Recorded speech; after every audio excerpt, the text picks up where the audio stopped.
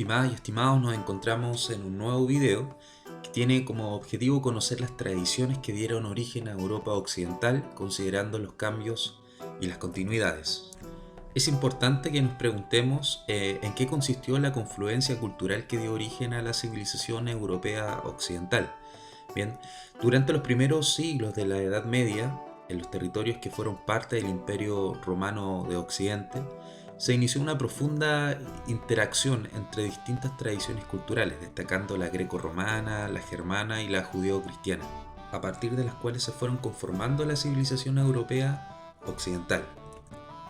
En cuanto a los elementos greco-romanos, podemos hablar, por ejemplo, que la tradición cultural que se originó a partir de las relaciones establecidas por los griegos y los romanos en la antigüedad, se mantuvo viva por parte importante de los territorios que conformaron el Imperio Romano.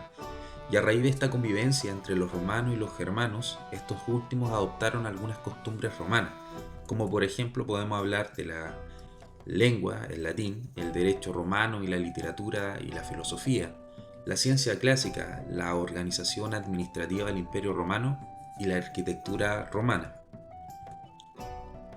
En cuanto a la tradición judeo-cristiana, como el cristianismo se originó a partir de las comunidades judías, comparte con ella ciertos elementos, entre ellos un libro sagrado y credos semejantes. Por esto se puede hablar de una gran tradición religiosa y cultural. Con la convención de todos los reinos germanos al catolicismo, la Iglesia se convirtió en una de las grandes fuerzas políticas, económicas y cultural, y en la unificadora de la civilización europea.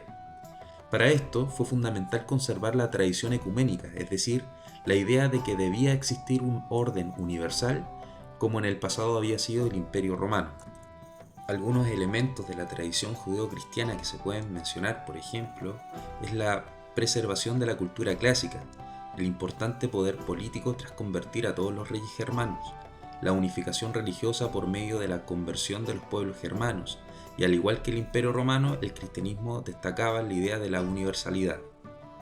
En cuanto a la tradición germana, los pueblos germanos aportaron a la civilización europea un sistema de gobierno basado en la voluntad de los reyes, y una organización social que tenía como sustento las relaciones personales de reciprocidad y de fidelidad.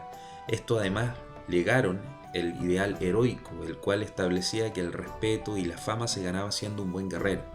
Con este ideal, la guerra se transformó en una acción legítima y de mucho valor, incluso económico. Entre los elementos de la tradición germana podemos mencionar la religión politeísta naturalista, la propiedad comunitaria, la monarquía electiva y los reinos patrimoniales, la nobleza militar, la economía agraria y el sistema de trueques.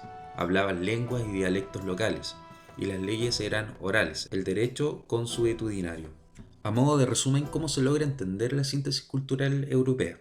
Debemos recordar que a la última década del siglo V el panorama que ofrecía el mundo romano difería mucho de la época del esplendor. Como ya vimos, el invencible imperio había sufrido una invasión de distintos pueblos germanos y su territorio ya había sido desmembrado. El emperador era una figura más bien decorativa, que carecía de poder y de la gloria de sus antecesores, y el pueblo romano vivía un cambio religioso que terminaría transformando su cultura. En este contexto, el colapso del Imperio del Occidente abrió el escenario para que Europa Occidental experimentara nuevos y profundos cambios. En el territorio romano se desarrollaron nuevos reinos que adoptaron diversos aspectos de la cultura greco-romana y del cristianismo y lo fusionaron con la tradición cultural germana. Al mismo tiempo, el mundo occidental entró en un contacto con otras culturas como la musulmana, que influyó esencialmente en el ámbito de la ciencia, en el arte o la actividad comercial. De la fusión de todas estas matices culturales nació la cultura europea occidental, que se difundió en América y en gran parte de los siglos posteriores. Un ejemplo de este sincretismo cultural puede ser los normandos cuando llegan a Inglaterra. En el año 1066, 7000 infantes y caballeros normandos zarparon en barco por el Canal de la Mancha. Su objetivo era Inglaterra, hogar de más de 1 millón de personas. Su viaje fue corto y con masivas consecuencias. Alrededor del mismo periodo de tiempo, otro grupo de normandos se establecieron por toda Europa, con aventuras que trascendieron a lo largo de la historia de ese continente. ¿Quiénes fueron estos guerreros? ¿Y cómo dejaron su legado tan lejos? Nuestra historia comienza unos 200 años antes, cuando los vikingos comenzaron a asentarse en las costas del norte de Francia, como parte de una gran migración escandinavia por toda la costa del norte de Europa. Los franceses lugareños de las zonas llamaron a estos invasores normandos, por la dirección de donde vinieron.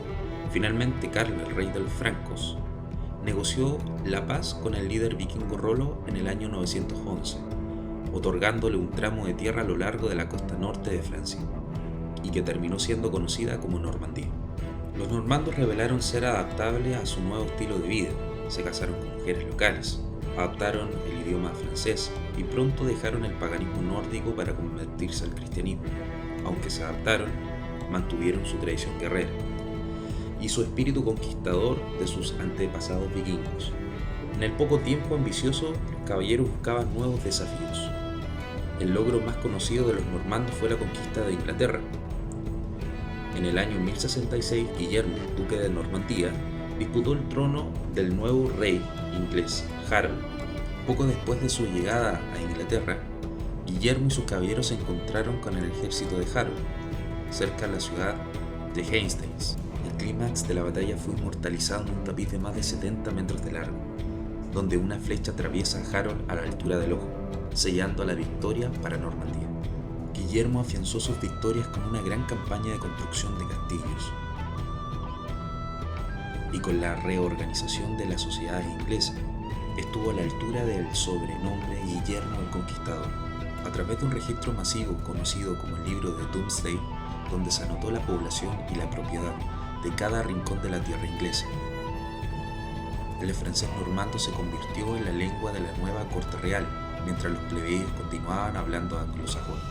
Con el tiempo, estos dos se fusionaron para darnos el inglés que conocemos hoy.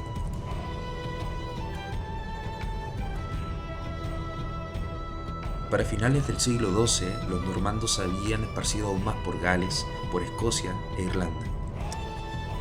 En este contexto, entre tantos grupos independientes de caballeros normandos se desplazaron al Mediterráneo, inspirados por la historia de peregrinos que regresaban de Jerusalén.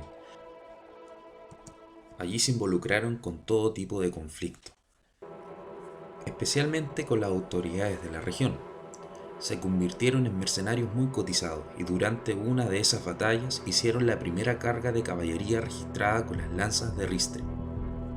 Una táctica devastadora que pronto se convirtió en un estándar en la guerra medieval. Los normandos también fueron piezas centrales en las primeras cruzadas de 1095 y 99, con un conflicto sangriento que restableció el poder en Medio Oriente. Pero los normandos no solo lucharon. Como resultado de sus victorias, el líder Guillermo Brazo de Hierro y Guillermo el Astuto se aseguraron para ir a las tierras del sur, uniéndolas para formar el reino de Sicilia en el año 1130. Bajo el mando de Rogelio II, el reino se convirtió en un foco de tolerancia multicultural en todo el mundo, dividido por la región y por las guerras civiles. Poetas, eruditos árabes y musulmanes servían en la corte real, juntos con los marineros, arquitectos y griegos de Bizancio. El árabe se mantuvo como un idioma oficial, junto con el latín, el griego y el francés normando. Todos los conocimientos geográficos fueron compilados en la tábula rogeriana. Las iglesias construidas en Palermo eran combinaciones del estilo arquitectónico latino, techos árabes y cúpulas bizantinas. Si los normandos tuvieron tanto éxito, ¿por qué no siguen aquí? De hecho, esa fue la parte clave de su éxito, ya que no solo gobernaron las ciudades que conquistaron, sino que se hicieron parte de ellas. Y aunque los normandos como tales finalmente desaparecieron, sus contribuciones permanecieron y permanecen hasta el día de hoy. Desde los castillos, las catedrales y el inglés, los normandos aún viven. Y es un ejemplo claro de este sincretismo cultural que se da tanto desde la tradición judeo-cristiana, desde la tradición greco-romana y germana. Muy bien, esto ha sido todo y espero verte pronto en un próximo video. ¡Chao!